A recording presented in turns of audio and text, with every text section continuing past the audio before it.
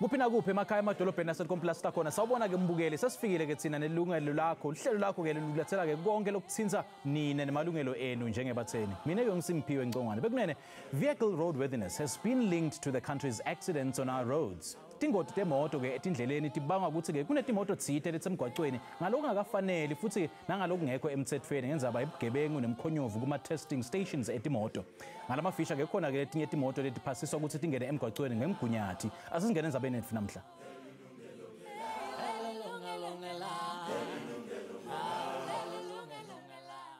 Njoba sesathi ke kusekusele amaviki lambalwa ukuthi kufike isikhathi semaholide ephasika lapho ke abantu batoba setindleleni baya etindzaweni etahlukahlukene kulapho ke sidibana netingoti etindleleni. Tingoti letibangelwa ke timoto letingekho ezingeni lekuba semgwaqweni wesive ngenzaba ukuthi ke abantu bathole emaphepha emgunyathi or fake roadworthy certificates. Inhlangano ke ye-Outer i-Organization Undoing Tax Abuse yendeke loluphenyo ngalendzaba. Outer received documentary evidence from a whistleblower that captured the whole roadworthy inspection process from where the vehicle came in for a test up until where the results were captured on the National Administration Traffic Information System or the NATIS system. Now, the documents revealed that all these vehicles failed their tests or their inspections in Gauteng, but within an hour or the next day, these vehicles were declared roadworthy by test stations in Limpopo and Northwest.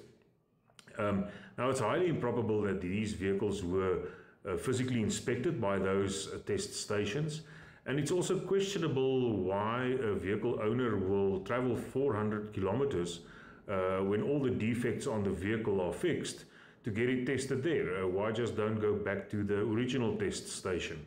So Outer believes that these roadworthy certificates for these vehicles were issued fraudulently. Kukhuluma nase kabanti ke indzaba ke ukuthi isithinza kanjani ke singabathengi lendzaba sesimukele ke Simon Zwane lokhulumela ke i-Road Traffic Management Corporation i-RTMC siphinde samukele ke na Elena Mavimbela lomele ke i-Automobile Association of South Africa. Very good afternoon to you too. Thank you so much for joining us. Thank you very much for having us. Baba Zwane, I'm going to start with you guys. Sesivile ke lapha i-Outer ukuthi ke yende liphenyo ngalendzaba lena and I do understand ukuthi ke nayo i-RTMC nayo yende liphenyo lolubangele ukuthi ke uboshwe ke ema official tsite lapha ke kuma testing centers. Let's talk about what the corporation has uncovered. Itfole ini ke kulo luphenyo lenu i-RTMC? Yeah, no. Siyalwamukela lo phenyo lwenziwe i-Outer because it points us into certain areas that we must pay attention to. Yeah. But abakushoyo akukho kusha ngoba nathi besinalo uphenyo oluqhubekayo ku izwe lonke leli. And sithole nathi same modus operandi abakhuluma ngayo uyiphi le modus operandi ukuthi uthola ukuthi basebenza kanjani ezigebengu lethu uthola ukuthi imoto iya test i-fail i-test eGauteng ithole i-roadworthy kwenye indawo kwamanye ama-testing stations lawo sesike sawa radar before sesike sithola ukuthi abantu bathumela nje kuphela i-license disc ethunyelwe lapho babe sabamenzela i-roadworthy disc ingazange bangakayiboni le moto so abanye abawu 7 eliphalala bagwetshiwe manje ngoJanuary up to 5 years or 20,000 rand fine because of the investigation that we had done. Nalapho imoto beyihlele eMpumalanga bona baseliphalale eLimpopo bayiphasisa ukuthi i-roadworthy. So lo phenyo lizosiza ngoba liconfirma lokhu nathi bese sikutholile. So ngoba ke ukuganga lokunjena akwendiwa ngumuntu munye kwendiwa ke licembu lelitsithe lebantu noma ke abantu labanengi. So kuleyo chain leyo ke kuboshwe baphi? Kuleyo chain kuboshwe laba abakhiphe ama roadworthy certificates because ilobo ufakazi bese ngokusikwazi ukubuthola kwi-NATIS nama forms abagcwalisile na yonke lobo ufakazi ubutholile obuqinile ukuthi ngempela le imoto lezi ukucomplaina ngazi ukuthi beze kuyi-pound eMpumalanga. Yeah. Kodwa while zikuyi-pound eSARS eMpumalanga somebody was issuing ama-roadworthy certificates eLimpopo. So sakhona ukuthi sibabambe ke sibabophe baya e-court Polokwane Commercial Crimes Court yabasentenza ngoJanuary to 5 years each and 20,000 rand. So where is this most prevalent in? Kuyiphi nje province? Prevalent kuwonke ema-province. Okay. Kodwa sibona ukuthi kune province leyodwa ngifuna ukuyikhuluma ngoba bazoba alerted. Sesiyayazi na operate into yabo yokuthi manje ngoba now prevalent onke lama province, you only managed to arrest only 7 officials. No, we've made a number of arrests in Gauteng here and closed those stations. So we're 2 and on the east rand, it's one. Right, we've closed a number of testing stations. Okay. And then Penyole to Lusisa, nakwamanye province, even Eastern Cape, nayo Northwest. Kodwa yeah, khona le province yodwa kodwa ngoba ngifuna ukuthi bakhave ama-tracks wabo. Angifuna ukumention because we know once we speak about these things, they go back and cover their tracks. Even kulo phenyo le outer, because we've been to some of these places already. We've seen them trying to cover their tracks already. Masifika lapho. Evidence is being destroyed and all of those things. Okay. Yeah. Sis Elena, on behalf of the AA, what has the AA observed in terms of lesahlakalo lesinjena ke kulomgunyathi ke nalobugebengu lokwendika kuma testing station? Thank you, Simpiwe. Masibheka lo phenyo lokwa outer for us alumangazi, but also liyasikhathaza kakhulu because it means that then there are a lot of cars on the road that should not be there. And for us as the Automobile Association, road safety is top priority.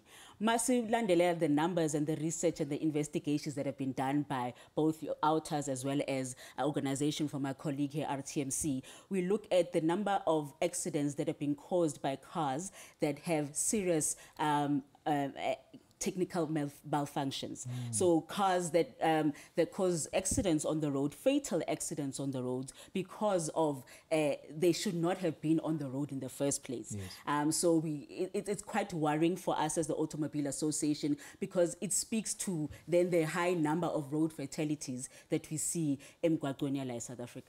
And speaking of the high number of fatalities, what do you think is the common denominator? Cabanga ukuthi kubangelwa yini lo? Kubangelwa ukuthi imoto adikho emthethweni noma ke human error noma ke there's other factors ke lesingawati?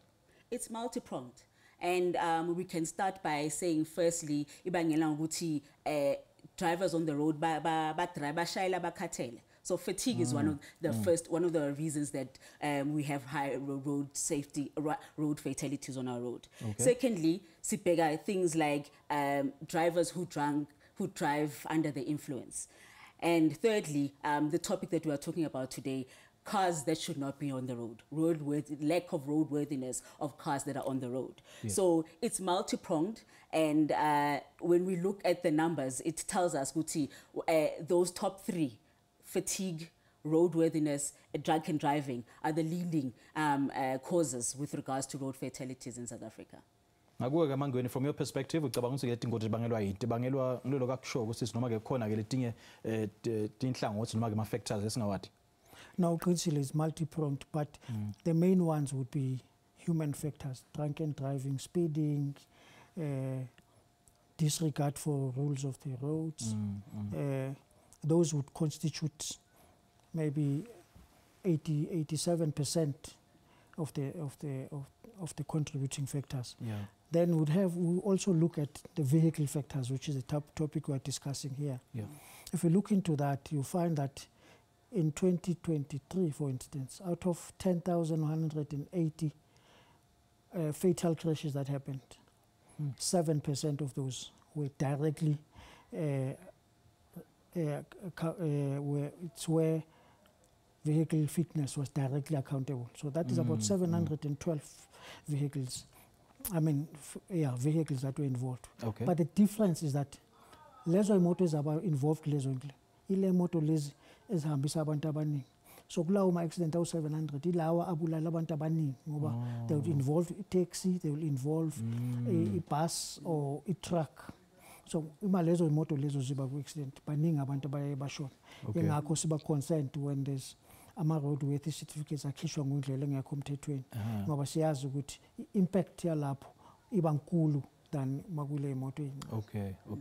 hayi asishiye lapho ke sisishele ngasetitolo sibambe lapho ke mbukeli sisike shelele ngasetitolo siyabuya khona nyalo do join us after this break leli lungelo lakho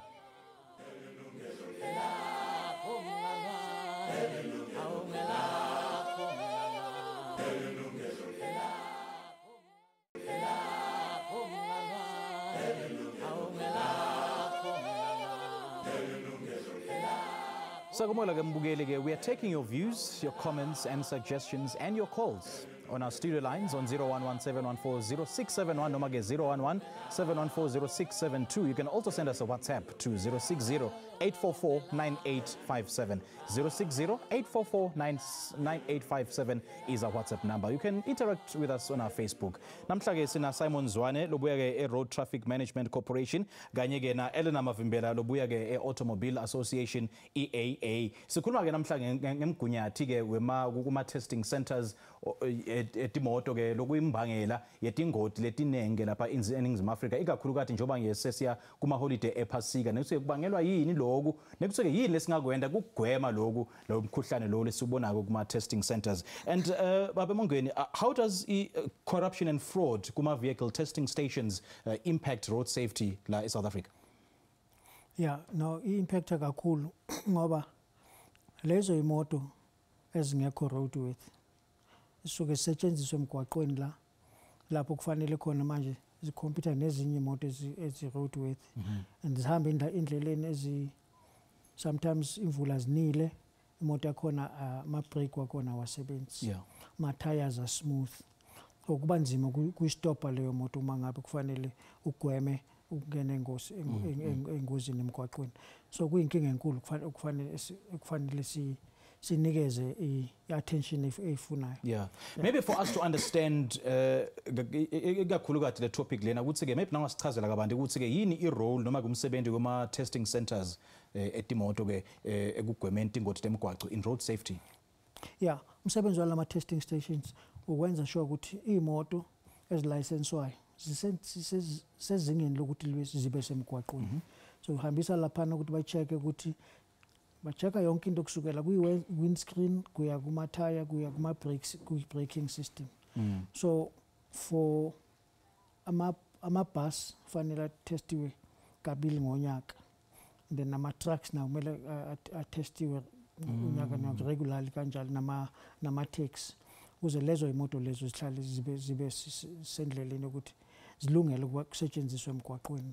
So ngibani ke lekumele abuke lokuthi letimoto leto titestwe kangaki like who bears the responsibility of checking ukuthi ke tonke leto moto leto ama-bus nama-truck that been tested? Ama-officers emgwaqweni ngawamisa le moto fanele abone i-roadworthy certificates abheke ukuthi lezo imoto zitestiwe na so siyazi manje ukuthi kuningi umgunyathi owenziwayo ngoba kwesinye isikhathi kuyabiza ukulicense imoto kakhulu lezi ezinkulu ama-truck nawo lamabhasi nama-taxi kunomgunyathi abawenzayo bahambe ngaphandle kokuya kulama vehicle testing stations bayathenga futhi ebafaneni bafana abatshontshe ama-face value documents babaprintele fake roadworthy certificates abazibeka emotweni zibe zingayanga lapho kodwa lokho amaphoyisa emgwaqweni ayakwazi ukuthi akubone ngoba sakwazi ukuthi ku-refer back to the notice ukubona ukuthi leyo moto ngaba ngempela ike yaya yini kuyotest.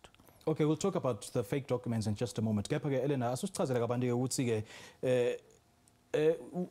ama-private cars ngoba ke Mangweni sosichazele ngemabhasi nema-truck ukuthi ke timoto letincane or private cars tona kumele titestwe kangaki ke ngeminyaka? As the Automobile Association, i-solution le besibeke etafuleni masiceda ukubona ama-number of cars as well as accidents ezikhozwe ngokuthi iy'moto ezikhona emgwaqweni ezingafanelanga ukuthi zibe khona emgwaqweni. And as automobile associations are proposer ukuthi maybe fana as my colleague has just said ukuthi fana namabhasi nama-truck nama-taxi that are tested that should be tested every once or twice a year. Every time mawuhambisa imoto yakho to go get your license disc, to go pay for your license disc, fanele sicheck ukuthi le moto lo uyishayelayo lo uyibhadalela i-license for every single year ukuthi is it still fit for purpose. Isakhona na ukuthi isase kulezinga yokuthi fanele isabe khona emgwaqweni na. Yeah. And I think in that way sizakwazi ukugwema the number of private cars that are actually on the road that are not supposed to be on the road. What needs to be done Gevele in terms of, I'm glad you raised the issue renew ama disc. Kuthi ke nase renew ama disc, why ne renew roadworthiness now kungendeki indzawo at the same time? I think also for us as Automobile Association, bona ukuthi kune lack of law enforcement nama checks afanele ayayenzeka kodwa wayenzeki ngalezinga le afanele ayenzeke ngawo. So for then there's you see ukuthi kunama loopholes la kungafanele kube khona in the system in terms of checking ama roadworthiness certificates ukuthi are they legal, legit or not. So as the Automobile Association we saying ukuthi there's a gap there, and we think ukuthi the gap could be fulfilled ngokuthi mawuyobhadala license disc yakho, let's make it mandatory ukuthi si check nemoto yakho before we issue you with the license disc. We say you're paying for the license disc, is your car worthy to be on the road still? Okay, all right. And she's raising a very important point. Ukuthi lapho ke why isn't there a link between renew disc ne renew roadworthiness? Yeah, there is a link when you look at it from ama trucks nama taxi. Yes, kuma private vehicles, you're only required to renew your roadworthy certificate if a vehicle changes ownership. Yes. Without changing ownership, it's not a requirement.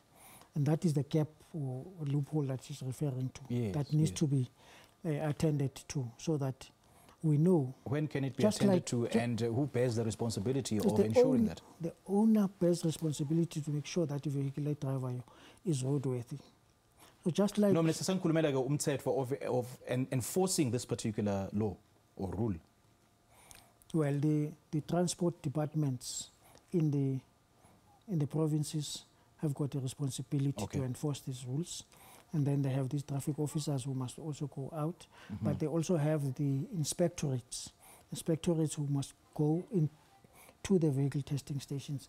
Bayo-checker lapho ukuthi ngabe umsebenzi wenziwa ngendlela okufanele wenziwe ngayo na ukuvimbela lenkohlakala. Okay. Then thina singena lapho sesinama suspicion ukuthi khona inkohlakala eyenzakalayo sizobopha and deal with that, with the consequences. And leyo nkohlakala leyo, it includes fake roadworthiness papers. Wabona kanjani? Sinophenyo olukhulu lenzakalayo kumanje la eGauteng yalama fake vehicle testing stations. We've established ukuthi kukhona abantu abasebenza kuhulumeni abathengisa lamaphepha okuprintwa kuzo lezi zinto. Banikeza abafana emakhoneni lapho back rooms bakwazi ukuprinta a disc that sometimes looks legit mangabe ungaqeqeshiwe. Isn't it computerized? Akusebenza ema barcode kanze? Yeah, but bayifaka le barcode eyabo barcode i-blank. Bafaka yabo. Yeah, eyabo izoba blank ma bayiscan. So bakwazi ukuthi ama traffic officers ayakwazi ukuyibona ngaleyo ndlela. Even the font zingafani kodwa ma umuntu nje usemgwaqweni ngeke ukwazi ukubona, kodwa ama officers emgwaqweni ayakwazi ukubona ukuthi le fake. So emaphoyisa ke bese abopha bani? Abopha lo mnikati wemoto noma ke the official fanele kuboshwe go department? No. Lo khiphe leyo umthetho uthi phepha lelo.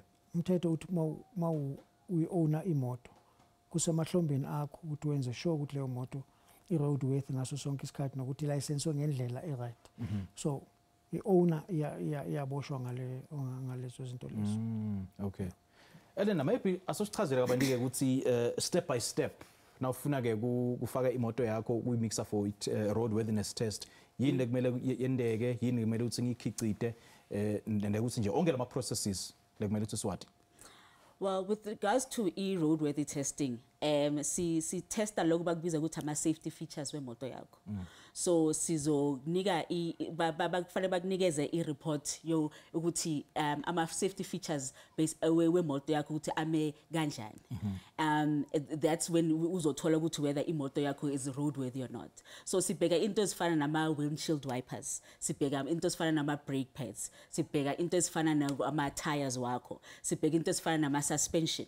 sibheka into ezifana neminyango yakho amafastera. So we basically checker ama safety features wemoto yakho ukuthi ngabe asavumeleke ukuthi angabe imoto yakho ingaba semgwaqweni based on izinga lalama safety features wakho. That hence it's so important ukuthi imoto yakho ibe roadworthy, ibe fit for purpose to be on the road. Yes. Because that also speaks to road safety. Is safety yako as the driver, passenger, also the other road users on the road as well. So it's basically you take in your car, they check all the safety features, and they give you a report based on the investigations and the tests that they've done with moto yako to tell you whether is your car fit to be on the road or not. Right, let's take our first caller. Sina Anonymous ulapha ke eRandburg. Sagomoyo lehleleni Anonymous sawubona? Hello, how are you, sir? Very well. How are you, sir? Thank you very much. I'm just listening to Edo. Talk to me. What's on your mind? Yes. I'm just listening here and then. Anonymous, are you still there? Anonymous, we just lost the line. We'll try to re-establish connection with Anonymous. Ngoba sikawuva umbuto wakhe sitawuzama kumshayela ke futhi ke sive kahle ukuthi ngabe usibuta uthini. For now, let's take another ad break. Do join us after this break. Leli lungelo lakho.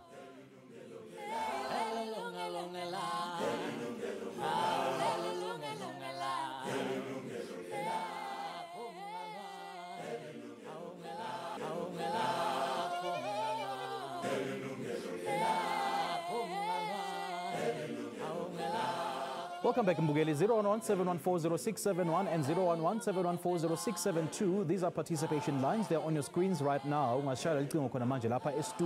can also send us a WhatsApp 060-844-9857. Ungasithumela futhi ne-email ku-consumer@sabc.co.za noma ke usithinze ku-Facebook. Namhla ke sikhuluma ke nge-unroadworthiness nemgunyathi lwendeka ke kuma testing stations etimoto. Lokho ke kuyimbangela yetingoti letinengi lapha eNingizimu Afrika ngendaba yokuthi ke letinye itimoto adikho emthethweni noma ke dihamba emgwaqweni ngalokungekho emthethweni nalokungakafaneli. Babezwane ingabe yini ke ema repercussions noma ke ema repercussions etimoto letingekho emthethweni naletingasi roadworthy? What then happens? Do the officers impound it on the road on site noma ke kwenteka lapho? Yeah, on the road, the officers are going to declare that vehicle unfit to be on the road. So they'll remove your vehicle license discs and compel you to go and fix the defects. And then having fixed the defects, you must take it back for roadworthy testing and for re-licensing. So you cannot use it on the road until you have fixed all of those things and you have re-licensed the vehicles. And I think the gap there ukuthi ema officers akuvumele ukuthi uhambe ngemoto leseyide umthelo ngoba phela nasenkhipha le disc lapho vela ayisavumele ukuhamba emgwaqweni usive. Yeah, kodwa uvumelekile ukuhamba until ufika la ekhaya or la eyofixwa khona kuphela. You cannot use it at any other. What if ke umuntu athi yena bambambela iJozi ekhaya kuseMpumalanga noma kuse Eastern Cape? When you hambise to the nearest fixing place, you can't drive that long distance ngemoto that has been declared to be unfit to be on the road. So ikhona i-document lekusho logo for the officers to see ukuthi this car has been declared unroadworthy. And the officers will see ukuthi ayinama paper on the windscreen, and they can check and determine that also on the notice, because there will be a mark on the notice with the motorway has been declared. Right. And then if you insist on driving on like that and you get caught again, then they will impound it. Okay. Yeah. Got you. But it will give you a chance to go and fix the things before you put the car back to be operated normally on the road. Right. All right, we've got another anonymous caller from Mabopane. Sagomoyo lehleleni sawubona? Hello. Anonymous, good afternoon to you. Sagomoyo lehleleni sawubona baba? Afternoon, sawubona baba njani? Siphilile kunjani baba? Akhonto. Lelo tata. Yeah. Mina I wish ningathumela abantu bazobheka le ibilling yazo. Ibilling. Ngithengisela umuntu imoto about a month ago. Le muntu ngithathinta amaphepha uthi nobana bana abantu babo babenze lezi zinto lezo. Yabo. Ngicela uphinze lokho asikayiva kahle lapha baba. Ngithengisela umuntu imoto 2 months ago. ithi atshintshe amaphepha athi ningawari banomuntu wabo besayenzela zonke le nto lezo imoto ayiyilena le ayiyithesteni igcina khona lapho bathola amaphepha ne-road space isendlini. Okay, all right, Anonymous, thank you so much for your call. Siyabonga kakhulu ukusishayela ke. Ingabe uvile umbuto wa Anonymous lapha? Yeah, ukhuluma ngayo lento ukuthi bathola amaphepha basendlini. So abafana will either go to the vehicle testing station and obtain these documents bangayilethanga imoto lapho, or yena lo muntu oyidayisayo mhlawumbe wazana nabantu abasebenza ngaphakathi lapho kule vehicle testing station. Bakhuluma nabo ukuthi bamenzele amaphepha lawo. Yeah, izo lezi zinto sizibonayo nathi kuma investigations ezisezilide ukuthi kuboshwe abanye abantu abaningi. So Alina, what's the level of cooperation between the AA and RTMC, maybe the SAPS and traffic officials in terms of making sure every road user abides by the rules of the road? It's an ongoing collaboration that we have with my colleagues' organization, RTMC, SAPS, law enforcers, and the likes. And I just want to also state, Guti, with regards to the issue that the anonymous caller brought in, ilapho sisho as Automobile Association ukubaluleka ukuthi abalaleli baye ku ama service provider athembakele, trusted service providers when it comes to roadworthiness checks. I think also leyo ingakwazi ukugwema most of the fake roadworthiness certificates that we see on the road. So Automobile Association, it's an organization that is in constant collaboration. Sithanda kabi ukusebenzisana like with your RTMC, with the government as well as our law enforcers in order to deal with this crisis that we see road fatalities as well on the road in South Africa. Yeah, and what are some of the challenges that we've encountered, in your mandate as the AA in terms of roadworthiness and in terms of road safety? The type of challenges that we encounter come from sometimes when we talk with our relationship with obviously our stakeholders, the ones that you have just spoken about, your RTMC and the government and law enforcers. But I think also as the Automobile Association, we try as much as possible to, as your mobility champion for South Africans, to be the voice that speaks on behalf of South Africans, the South African road users in terms of mobility issues or matters that arise in South Africa. So we in constant collaboration. That's why the constant collaboration ibaluleke kangaka with these stakeholders ukuthi sikwazi ukuthi when we call ourselves your mobility champion, sazi ukuthi sikhulumela your South African road users who cannot necessarily speak for themselves, whose voices are not as loud as the Automobiles Association's voices can be, and who do not necessarily have the space or the time or the platforms to be able to speak with regards to the mobility issues that they encounter on a daily basis. Right. Mangweni, sizivile ke ukuthi kukhona ke laba khicita lama phepha ngalokungekho emthethweni naba laba khicita lapha basesihlahla noma ke etindlini. That's one thing. And then another allegation ukuthi ke kukhona umuntu ke lobhadala ema officers all the stages of issuing laba phepha and vele it comes out legit. So what have you heard ke ngalawo ma allegations noma ke lama hemhem lawo? Yes, no, siyawazi nawo lawo ma hemhem.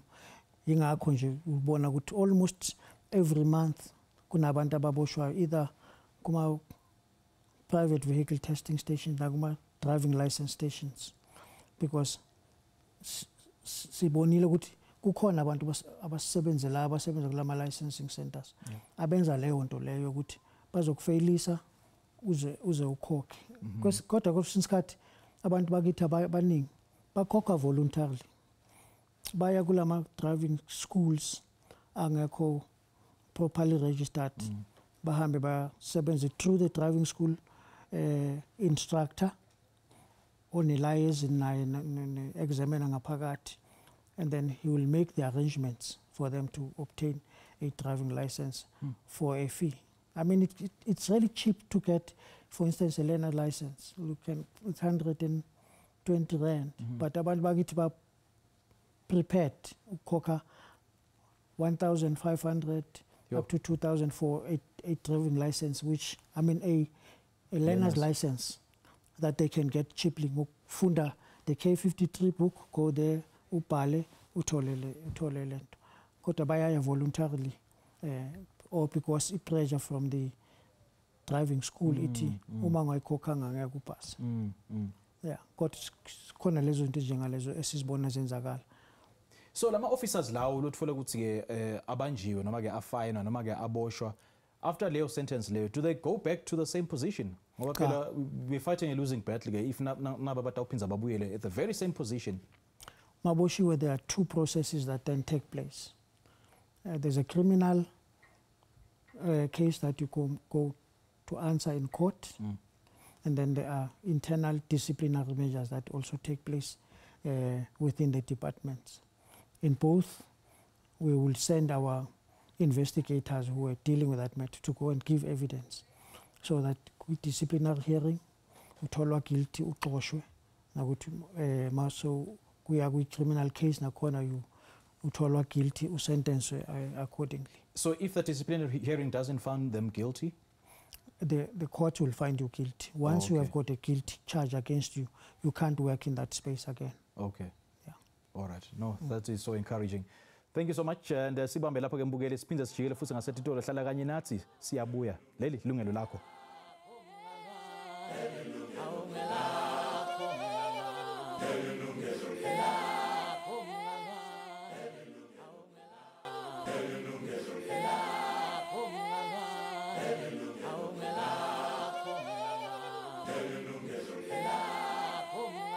Sakumela futhi mbukele kuba ingcenye enkulumo yethu namhla ungasishayela icingo khona manje la e-studio ku-011 7140671 noma ke 011 7140672. Ungasithumela futhi ne-WhatsApp ku-060 8449857. You can also email your thoughts, your views and your topic suggestions to consumer@sabc.co.za, or alternatively you can like our Facebook page and post your comments there. Adenatle, let me also bring you in. Ingabe i-age yemoto, does it count in terms of roadworthiness? Can it really, maybe imoto lena 15 years, can it really pass the test of a roadworthiness? What are some of the components that are considered? Remember, I said in the beginning, ukuthi masibheka i-roadworthiness, check ama safety features wemoto. So if you've been regularly maintaining your car for the past 15 years and ama safety features are still intact, they're still kulezinga lelo ukuthi angaba semgwaqweni, yes, definitely. We do have imoto like South Africa. Actually, South Africa is one of the countries where abantu abaningi bathanda ukugcina imoto zabo for isikhathi eside. So if you've been regularly, that's why we as an Automobile Association, we advocate for people to regularly maintain your car, so that if for any instance you need to get a roadworthiness check for your car, it's still fit for purpose and uzokwazi ukupasa i-roadworthiness test. So ukuze ikupasa i-roadworthiness test fanele uhlale u-maintainer imoto yakho, ucheck ama-brake, ucheck ukuthi ama-tires wemoto yakho asa-gripper umgwaqo wasi-smooth, ucheck ama-suspension, ucheck ama-windscreen wipers, ucheck nokuthi iminyango isasebenza njengale ndlela efanele ngabe isebenza ngakhona. So if you regularly maintain your car, it shouldn't be a problem for you to be able to get a roadworthiness check every year, annually, as the Automobile Association has proposed. Mayothola i-license disc yakho, because you know ukuthi ama-safety features wemoto yakho are still intact and they're still fit for the road. I think when a confusion when it comes to ama-safety features, you know, and the general outlook of the car. Nangabe ke imoto ke inzala, inema-scratches, inema-dents all over the body, but yona it's still roadworthy in terms of ama-brake ayasebenda, ama-indicator ayasebenda, ama-wiper ayasebenda kahle. And lokho ke ngikubonile ke kuma-roadblock, emaphoyisa andlulisa tonke leti moto kepha nje target naya lengathi inema-dent, longathi nje i-scrap nyana. So leyo confusion leyo, how is it addressed? I think definitely when it looks at deceiving, sometimes it's big imoto ngoba seyindala sibona ukuthi hayi definitely maybe lo muntu ama brakes wale moto abasasebenzi ama tire, and uthola ukuthi if the car has been regularly maintained for the past 20 years, isasebenza ngcono kule moto maybe that was bought 3 or 4 years ago where it has not been regularly maintained. So as an Automobile Association, masifundisa abantu ukuthi maintain imoto yakho. especially when my public transport drivers, my long distance drivers, your trucks, your buses, your minibus taxis, ukuthi regular maintenance will assist with roadworthy checks. So ngaqalisa abalaleli ukuthi ungabheki imoto because just because ukuthi hey lena it looks ngathi, mara if the safety features wemoto asasebenza kahle, that's what we want. So they should treat all other vehicles the same up until they start doing the actual test of the car. Yes, it's not necessarily... Not just assume. Not just assume. It's not about the looks of the car. We're checking the nitty-gritties. Must checking roadworthy checks. You're checking the nitty-gritties of my safety features with moto yako. The car may look good. Magotoluguti ama windscreen wipers they are worn out. The car may look good. Toluguti ama shocks have not been replaced for the past 2 years. But by physically looking at the car, you want to know. Hence, as the Automobile Association, we're saying even our spot checks are necessary so that we can able to ugwema le ndaba ukuthi imoto zibe semgwaqweni singafanelanga ukuba semgwaqweni. Right. Mangweni sitawubona ke ma-officers enu agcwele imigwaqo njoba siya kumaphasika nyalo and sigcina kunibona ngabo Christmas njoba sesitanibona futhi manje. Why is that the case though? Why nibe visible ngetikhathi ngama peak periods? No, siba visible kuso sonke isikhathi sonyaka kodwa ngale ikhathi lezi ama peak periods, it's when we have a high number of vehicles on the roads, people traveling all over, so we want to make sure ukuthi labantu laba abatravelayo baningi kangaka baba safe. Kodwa sonke isikhathi I normally drive la eJohannesburg. I see JMPT regularly bayenze almost every weekend. So siyayenza every weekend, but even the media becomes more interested ngalesikhathi abantu babaningi abahamba emgwaqweni ukwazi ukuthi abantu bazoba safe yini. So ingakho ngaleso sikhathi we just heighten the things that we've been doing throughout the year. Okay. It's not that khona isikhathi la sikesithi namanje Easter iza nini ngo-April. April, yeah. But sesiqalile uminister last week ulaunchile ukuthi asiqaleni sibheke imoto for Easter. So sesiqalile ngaleyo campaign ukugqugquzela abantu ukuthi benze sure imoto zabo zi-roadworthy, ama owners enze sure even ama driver wabo ukuthi afit na ukuthi adrive le moto, because amanye ama driver awekho fit, either they don't have ama public drivers permits or abanye babo banama chronic ailments that they need to attend to before they take all of these long trips. So all of these things become important when we talk about road safety. Oh, well, you raised a different element to this conversation in terms of chronic illness, but we'll talk about that in just a moment. Let's take another caller. Sina Anonymous ulapha eRandfontein. Sagamore ehleleni sawubona. Siyaphila unjani baba? I'm not that. My question is, I'm Anonymous calling from Randfontein. My question is, while buying a car, you buy it and do all the paperwork, and then after that, you say you will take it to the roadworthy department. Why don't they do it for ourselves? Because I'm a consumer. You mean who should do it then? Who should do it? Sorry? Like, what are you asking? Like, who should do what? I'm saying as a consumer, I'm just buying a car. The next thing I have to take it for roadworthy. Why don't they take it for me? Okay, you mean the seller should take the car to roadworthiness before selling it to you? Okay.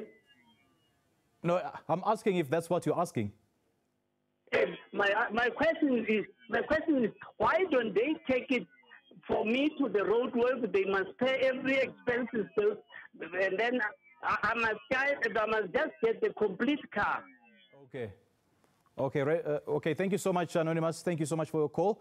Yeah, I think my understanding of Anonymous' question would say the seller needs to take the car first for a roadworthiness test before selling it to him.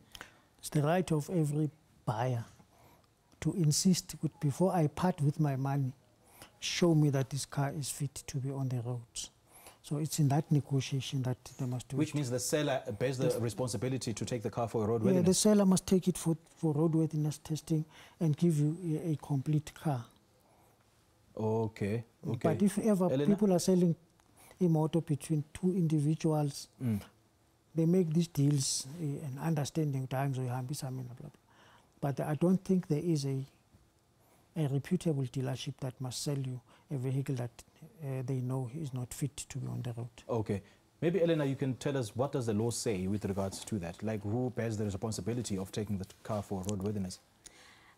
As my colleague has said, it's between the negotiation between the seller and the buyer.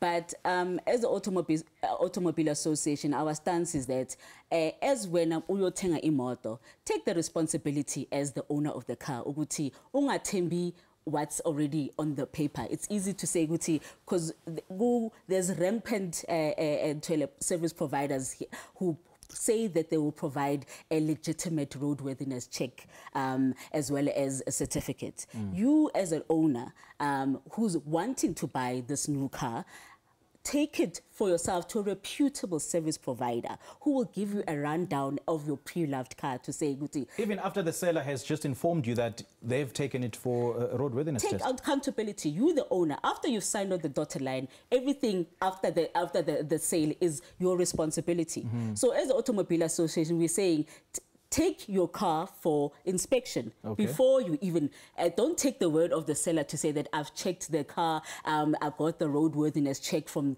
this service provider. Because as we're saying that there are a lot of service providers who don't provide legitimate roadworthiness certificates. So as a consumer, somebody who's going to buy especially a pre-loved car, go take it to get inspected by a reputable service provider so that you have peace of mind in terms of the vehicle that you are going to buy. Okay, please hold your thought. We'll touch base on that thought in just a moment. Mbukeli asathathe ilikhefu lefulugcina ngci asihlangane masibuya etitolo. Leli lungelo lakho.